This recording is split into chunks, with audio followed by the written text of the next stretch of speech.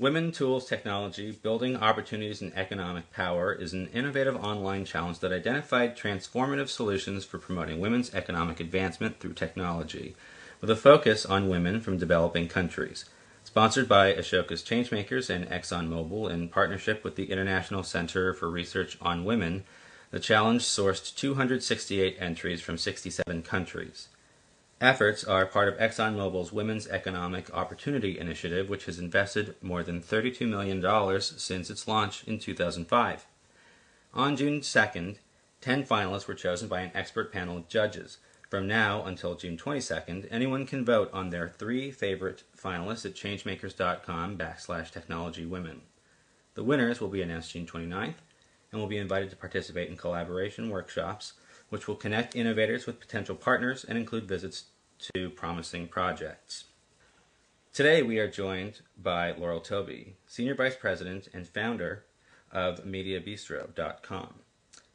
Thank you for talking with us, Laurel. We're going to be speaking with you because you really do embody these themes represented in the Women Tools Technology Challenge. So, and without further ado, I'd like to start with our first question. Sure. Nice to meet you guys. One of our Ashoka Fellows, Mwalimu Musheshe from the Uganda Rural Training and Development Program, had a question I think would be really good to get your feedback on from a media perspective, and that's mobile communication has made our world smaller. People can communicate across oceans in a matter of microseconds. It's interactive, but it's impersonal. Is there a cheaper technology for women in rural and remote areas that they can use and see each other as they interact? And to take it a step further, how do you envision these women being able to use, say, blogging or even webcam technology, Skyping, video, to get more media visibility and support for their projects? Is there a way for that to be made more, accessible to other people out there? Well, I do think that mobile is kind of the future, right? I mean, we're assuming that mobile is going to happen sooner than anything else. Do you think they would agree with that? Yeah. I mean, from what I could see, mobile has enabled rural peoples around the world to kind of skip over some of the stuff, some of the infrastructure problems that, electricity and all that other stuff. But they're able to have mobile phones, which is amazing. So I do think that mobile is kind of the short-term answer, and I have no idea what's in development for the long-term answer, but, I wouldn't be surprised if the iPad could be part of that answer. I mean, when you think about it, because it's, Wi-Fi enabled in many cases and possibly over the same communication lines as mobile. So I think there's a huge future there because of things like the iPad and obviously smartphones, and those things are getting cheaper and cheaper by the minute, basically. Right. Well, and on that, do you think that they need to be tied to a larger, organization that can facilitate the dialogue, or is that technology and a media strategy enough? I don't think they need anything but their own 2 hands and the willingness and interest in connecting with other women, other people who are like them. I mean, it's just like the growth of Facebook. What happened with that? I mean, people just found each other and magic happened. And I think the same thing will happen in these rural areas if it hasn't already started. I do think, in that case, that the iPad with the wireless capability, if it goes on mobile networks, on phone networks, then the iPad is the way to go, because they will be able to create websites and blogs and other ways to reach the world. Because I think that's going to be the only way to do it, really, is to have a site where people can find them. It's going to be hard. It's going to be slow going.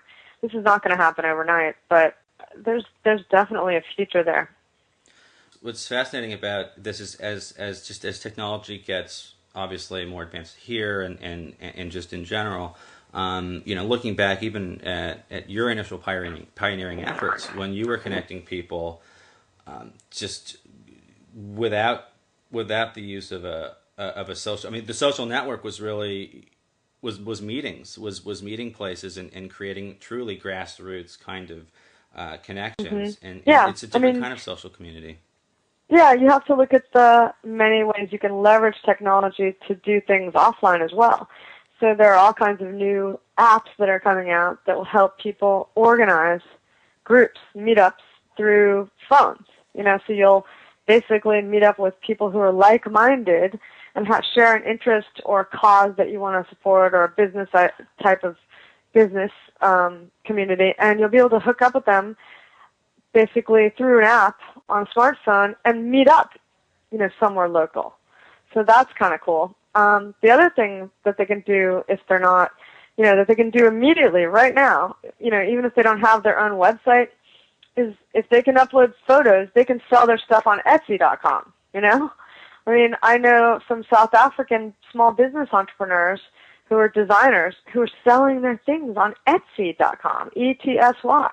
They don't have a website, they don't have money, but they have enough.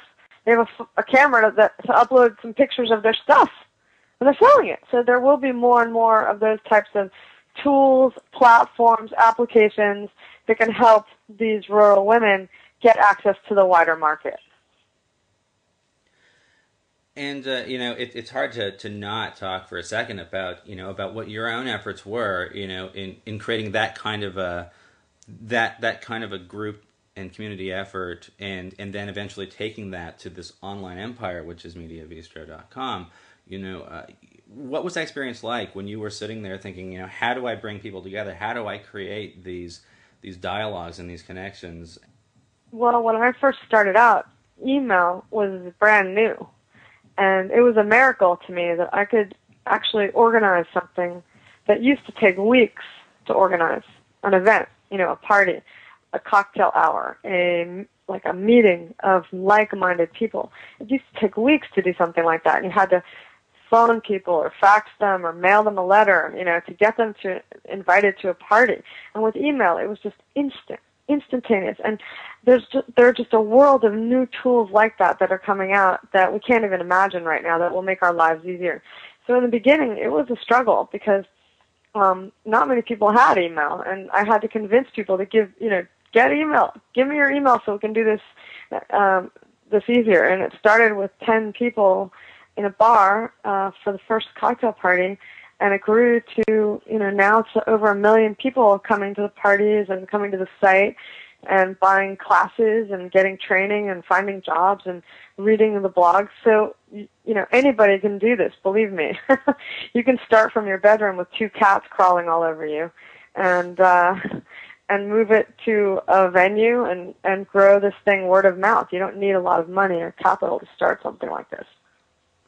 Did you feel that this was in the face of just creating something like this? Were you responding? Were you reacting to the current state of your industry and of access to that industry, or was this something that you decided, I don't see it here yet, so I'm going to produce something? Well, for me, it was serving my needs. So I say you always should be close to your customer and close to what you know. Never stray from that, because you just have to know, you have to be the biggest expert about your product or service. Otherwise, there may not be a market for it. So for me, it was just, these were things I wanted as a writer, as an editor, as a media person. I wanted community. I wanted to meet other people. I wanted to get training. I wanted to find work. All these were very simple, comforts that are not comforts. These were simple things I needed and that my friends needed. So I was basically doing it just in the beginning to serve that need of my friends and myself. And gradually, I started talking to people and asking, well, what will you pay for? I'm serving a need. What would you pay money for? And they told me. And we added those things, and we started making money.